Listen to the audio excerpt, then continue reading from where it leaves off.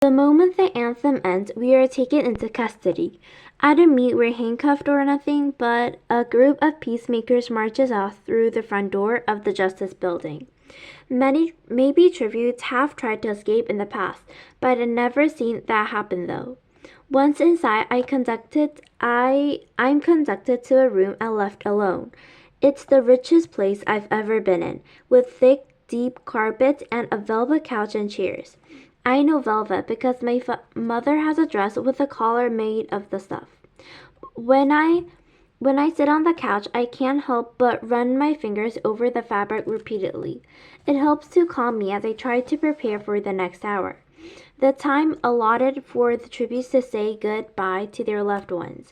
I cannot afford to get upset, to leave this room with puffy eyes and a red nose. Crying is not an option. There will be more cameras on at the train station. My sister and my mother come first. I reach out to Prim as she climbs up on my lap, her arms around my neck, head on my shoulders, just like she did when she was a toddler. My mother sits beside me and wraps her arms around us. For a few minutes we say nothing. Then I start telling them all the things they must remember to do now that I will not be there to do that for them. Prim is not to take any tressay. They can get by, if they're careful, on selling Prim's goat milk and cheese and the small apothecary business my mother now runs for people in Seam. Gail will get her the herbs she doesn't grow herself, but she may be careful to describe them because he's not familiar with them as I am. He also brings them game. He and I made a pact about this year or so ago. We will probably not ask for compensation, and they should thank him for any kind of trade like milk or medicine. I don't bother suggesting Prim learn to hunt. I tried to teach her a couple times and it was disastrous. The woods terrified her, and whenever I shot something, she gets teary and talk about how we might be able to heal it if we got it to home soon enough. But she makes our well with her goat, so I concentrate on that.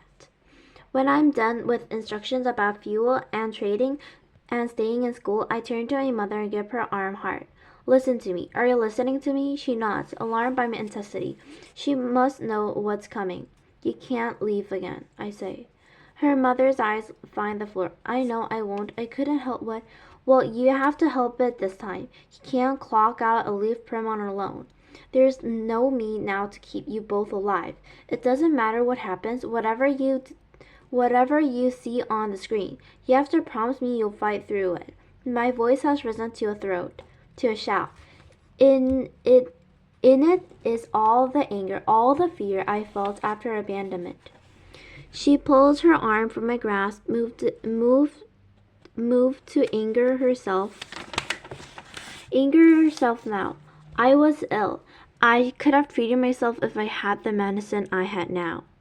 That part about her being ill might be true. I've seen her bring back people suffering from immobilizing sadness since. Perhaps it is a sickness, but it's one we can't afford. Then take it, and take care of her, I say. I'll be all right, Katniss, said Prim, clasping my face in her hands. But you have to take care too. You're so fast and brave. Maybe you can win. I can't win. Prim must know that in her heart. The competition will be far beyond my abilities. Kids from wealthier districts, where winning is a huge honor, who have trained their whole lives for this. Boys who are 2-3 times my size. Girls who know 20 different ways to kill you with a knife, or there'll be people like me too. People to weed out before the real fun begins. Maybe, I say, before I can hardly tell my mother to carry on if I've already given up myself. Besides, it isn't my nature to go down without a fight, and when things become insurmountable, then they'll be rich as Haymick. I don't care if you're rich, I just want you to come home. You will try, won't you? Really, really try? Asked Prim. Really, really try. I swear it, I say, and I know, because of Prim, I'll have to. And then the peacemaker is at the door signaling our time's up, and we're all hugging one another so hard it hurts. And I'm saying is, I love you both. And they're saying it back, and the peacemakers orders them out, and the door closes.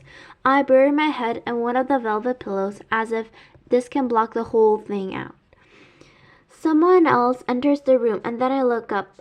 I'm surprised to see that it's the baker, Peter Millock's father. I can't believe he's come to visit me. After all, I'll be trying to kill his son soon enough. But we do need each other a bit, and he knows Prim even better. When she sells her goat cheese at the Hob, he puts 2 of them aside for him, and he gives her a generous amount of bread in return. We always wait to trade with him when his witch of a wife isn't around, because he's so much nicer.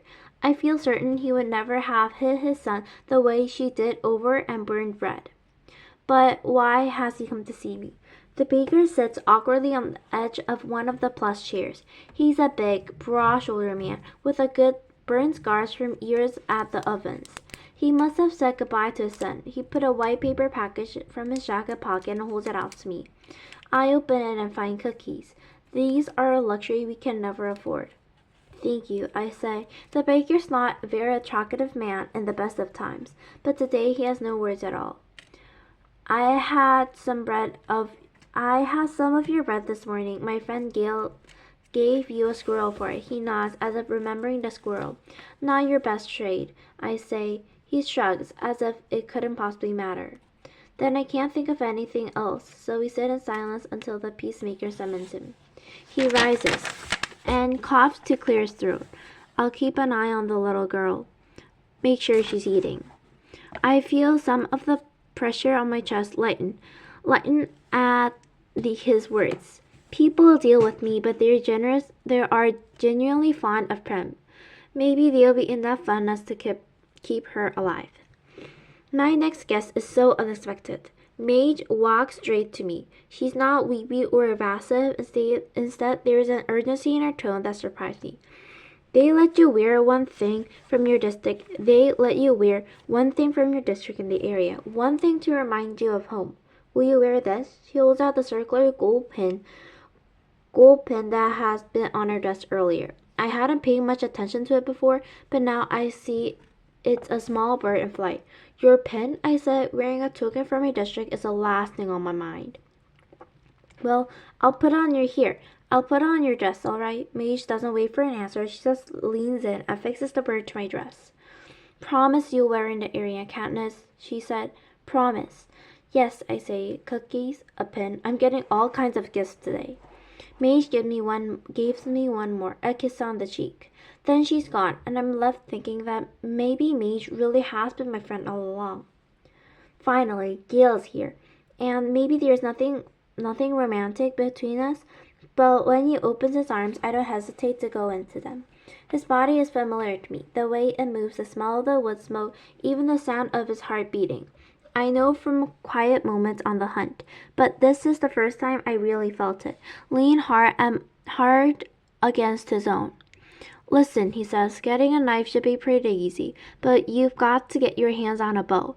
That's your best chance. They don't always have bows, I said, thinking of years there were only horrible masses to the tributes and the bludgeon only another to death with. Then make one, says Gale. Even a weak bow is better than no bow at all. I have tried copying my father's bow with poor results, and it's not that easy. Even he had to scrap his own work sometimes. I don't even know where they'll be wood. I say, another year, these toss everybody into a landscape of nothing but boulders and stand as scruffy bushes. I practically hated that year. Many contestants were bitten by venomous snakes and went insane from thirst. There's almost always some wood, Gale says. Since that year, half of them died from cold. Not much entertainment in that. That's true. We spent one Hunger Games watching the players freeze to death that night. You could probably see them because they were huddled in balls and had no wood or fires or torches or anything. It was considered the most anticlimactic in the capital, all those quiet, bloodless deaths. Since then, there usually been wood to make fires. Yes, there is usually some, I say. Katniss, it's just hunting. You're the best hunter I know, says Gale. It's not just hunting. There aren't, they think. they think. I say, so do you, and you have more practice, real practice. You know how to kill. Not people. How different can it be, really? Says Gail grimly. The awful thing is that I can't forget they're people. There'll be no different. It will be no difference at all. The peacemakers are back too soon, and Gail has asked for more time, but they're taking me away, and I start to panic.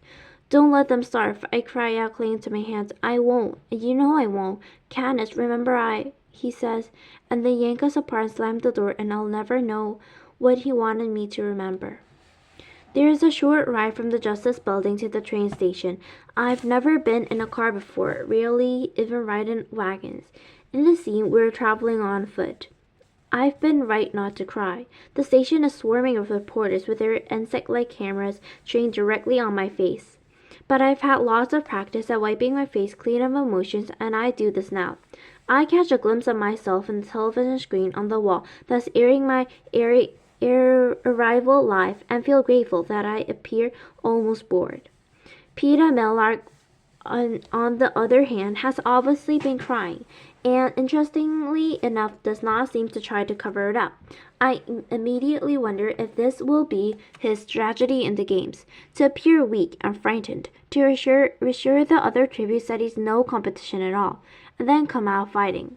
This worked very well for a girl, Jonathan Mason, from District 7 a few years back. She seemed such like a shivering Cowley fool that no one bothered about her until there was only a handful of contestants left. It turned out she could kill viciously.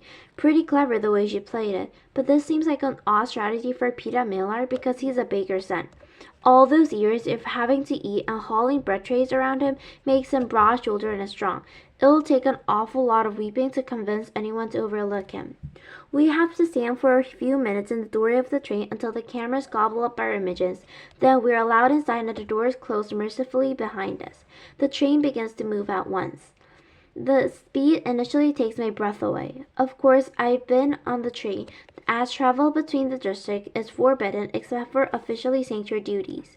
For us, that's mainly transporting coal, but there is no ordinary coal train. This was one of the high-speed capital models that arrays 250 miles per hour. Our journey to the capital will take less than a day. In school, they tell us that the capital is built in a place once called the Rockies. District 12 is a region known as Appalachia. Even hundreds of years ago, they mined coal here, which is why our miners have to dig so deep. Somehow, it all comes back to coal at school. Besides basic reading and math, and most of our instruction is coal related. Except for the weekly lecture in the history or Pana. It's mostly a lot of blather about what we own the capital. I know there must be more than they're telling me, an actual account of what happened during the rebellion, but I don't spend much time thinking about it. Whether the truth is, I don't see how it will help me get food on the table. The tribute train is fancier than even the room in the Justice Building. We are even given our own chambers that have a bedroom, a dressing area, a private bathroom with hot and cold running water. We don't have hot water at home unless we boil it. There are drawers filled with fine clothes and elfly trinkets. Tells me to do anything I want, wear anything I want. Everything is at my disposal. Just be ready for supper in an hour. I peel on my mother's blue dress and take a hot shower. I never had a shower before. It's like being in the summer rain, only warmer. I dress in a dark green skirt and pants. At the last minute, I remember Mage's little gold pin. For the first time, I take a good look at it. It's as if someone fashioned a small golden bird and then attached a ring around it.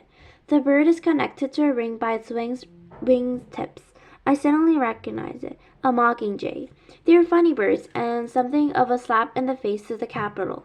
During the rebellion, the capital bred a series of genetically altered animals as weapons.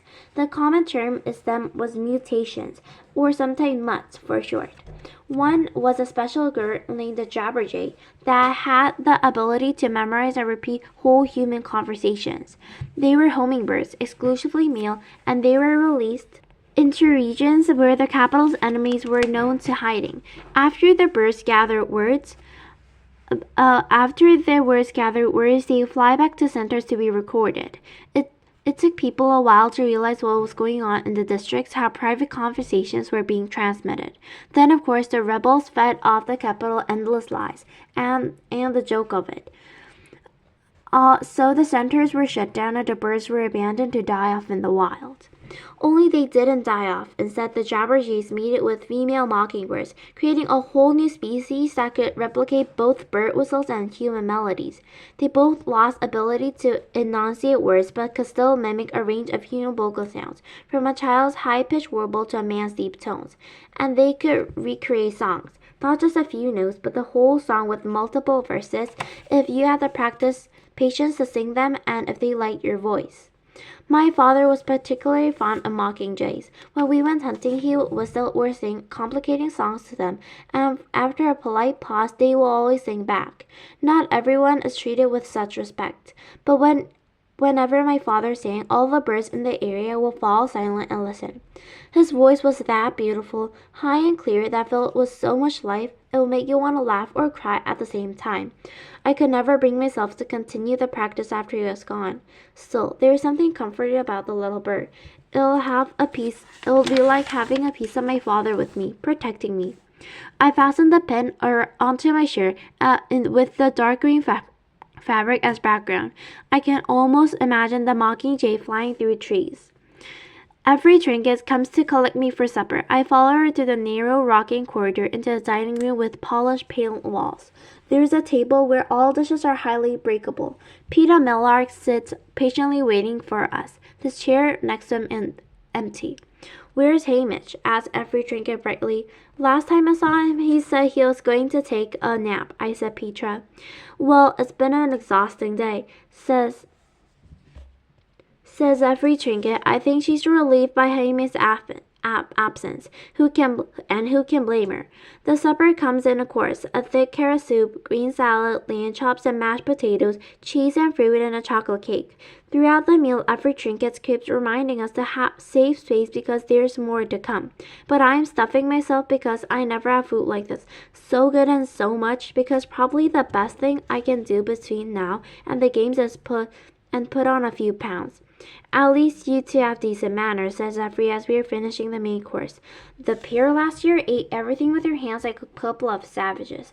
It was completely upset my digestion. The pair last year were two kids from the same who not one day of their lives had enough to eat. And when they did have food, table manners were surely the last thing on their minds. Peeta's a baker's son. My mother taught Prim and me to eat properly, so yes, I can handle a fork and a knife. But I hate every trinket's comments so much I made the point of eating the rest of my meal with my fingers. Then I wiped my hands on the tablecloths. This makes her purse her lips tightly together. Now that the meal is over, I'm fighting to keep the food down. I can see Peaches looking a little green too. Neither of our stomachs is used to such rich fare, but if I can hold down Greasy Say's concoction of mice meat, pig entrails, and tree bark, a winter specialty, I'm determined to hang on to this. We'll go to another compartment to watch the recap of the reapings across Prainium. They tried to stagger them throughout the day so a person could conceivably watch the whole thing live. But only people in the capital could really do that, since none of them have to attend reapings themselves. One by one, we see other reapings, the names called, the volunteers stepping forward, or more often not. We examine the faces of the kids who will be our competition. A few stands out in mind. A monstrous boy who lunges forward to volunteer from District 2. A fox-faced girl with sleek red hair from District 5. A boy with a crippled foot from District 10. And most hauntingly, a 12-year-old girl from District 11. She has dark brown skin and eyes, but other than that, she is very like Prim in size and demeanor. Only when she mounts the stage they ask for volunteers. All you can hear is the wind whistling through the dusty building around her. There is no one willing to take her place. Last of all, they show District 12. Prim being called, me running forward to volunteer. You can't miss the desperation in my voice as I shove Prim behind me, as if I'm afraid no one will hear, and I'll take Prim away. But of course they do hear. I see Gail pulling her off me and watching myself mount the stage. The commenters are not sure what to say about the crowd's refusal to applaud. The silence salutes. One says that District 12 can always have a bit backward, but the social customs can be charming. As if on cue, Hamish falls off the stage and they groan comically. Petra's name is drawn, and he quietly takes his place. We shake hands. They cut off the anthem again, and the program ends. Avery Trinket is disgruntled by the state her wig was in. Your mentor has a lot to learn about presentation, a lot about television behavior. Petra unexpectedly laughs. He was drunk, he said. Petra, he was drunk every day. Every year. Every day I can't help but smirking a little. Every drinking must sound like Hamish has somewhat rough manners can be corrected with just a few tips from her. Yes, says every trinket. How are you two find it amusing? I know your mentor is your lifetime to the world and its games, the one who advises you, lines up your sponsors, and dictates the presentation and any gifts. Hamish can well at the difference between your life and your death. Just then Hamish staggers into the compartment. I miss supper, he says in a slurred voice. Then he vomits all over the expensive carpet and falls in the mess. So laugh away, says every trinket. She hops in her pointy shoes around the pool of vomit and flees the room.